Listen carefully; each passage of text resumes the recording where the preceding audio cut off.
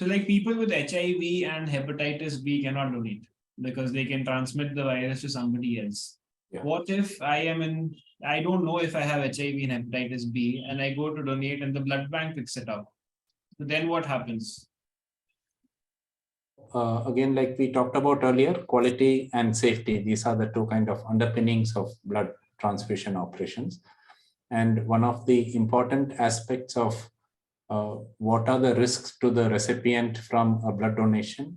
One of the important risks is infections which can be transmitted through blood, of which I think our commonly known facts are HIV, human immunodeficiency virus, which causes AIDS, hepatitis B, hepatitis C, and syphilis. And malaria. These are the infections for which it is mandatory to screen blood in our country. Now, across the world, hepatitis B, C, and HIV and syphilis are mandatorily screened all over the world. The other diseases for which blood is screened depends upon the geographic location and which are the diseases that are prevalent in that particular geographic location. So for instance, in some parts of Europe and some parts of US, they will screen for West Nile virus. And sometimes that happens in a very advanced country. It will happen at certain trigger times in the year. They do not screen for it throughout the year. When there is a season for the vector to become active, then they start screening for it. In South America, for instance, they will screen for Chagas disease because it is prevalent and it can be transmitted through blood. So there is an epidemiological requirement for screening. And then there are internationally accepted norms of minimum screening, which is hepatitis B, HIV, HCV, syphilis also. In a country like Bhutan, they don't screen for malaria because there is no malaria prevalent in the higher reaches of the country. I think some parts bordering the plains in the south, they do screen for malaria. Once you come into the blood center, one is that there is a questionnaire which I talked about earlier. So we will ask questions. Have you had jaundice? Have you had HIV? At this point, we expect that people will tell the truth. There is a certain, when you consent to come to a blood donation drive or to a camp or to the blood center, then we expect that you will truthfully answer the questions for that. So if there is such a history, that will be probed. So in the blood center, they will also ask for history of risk behavior, and they're supposed to ask for history of risk behavior. If you have had sex with multiple sex partners, if you have had sex with other men for males, then there is an increased risk of these infections being prevalent in these groups. And so therefore, sometimes people get offended when we ask these questions, but it is essential to know, because then you are knowing that you're collecting from a high-risk group and you want to defer that donor from collection because of this risk. So also, if you are taking IV drugs or injectable drugs, then recreational drugs, then that should also be it's a contraindication, and such donors are permanently deferred from the system.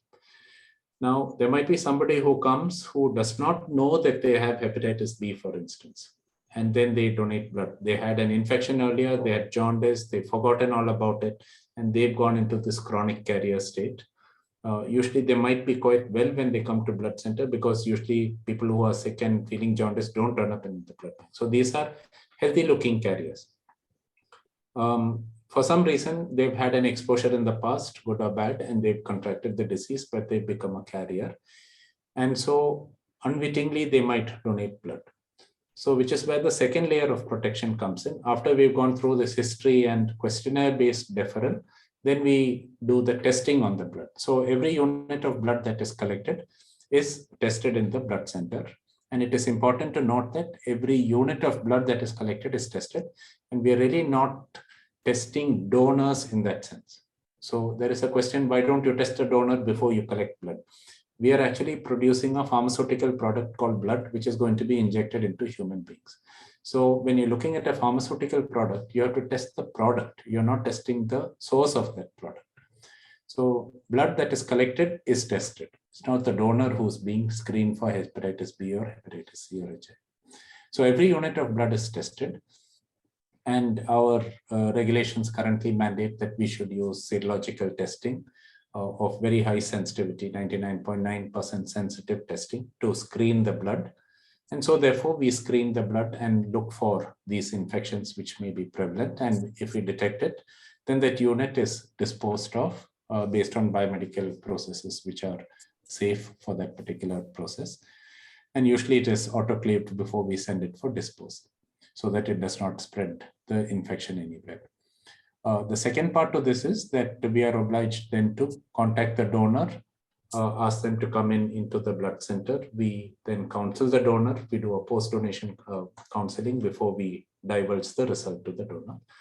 And a thing that I forgot to mention is part of the consent that donors give when they come in to donate blood includes the fact that we will be testing the unit that they donate for all these diseases. And if it is positive, they have a choice whether they want to be informed or not. Most of the time, people say, yes, I want to be informed.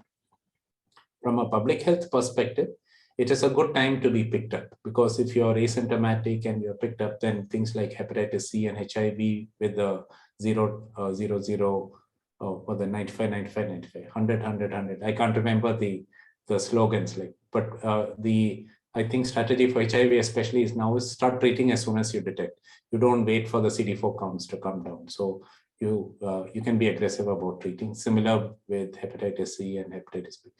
So it is in a sense an early detection program for the public health system as well. There are some gaps in this, how donors are referred and how the connect happens, but nevertheless there is a program in place for that.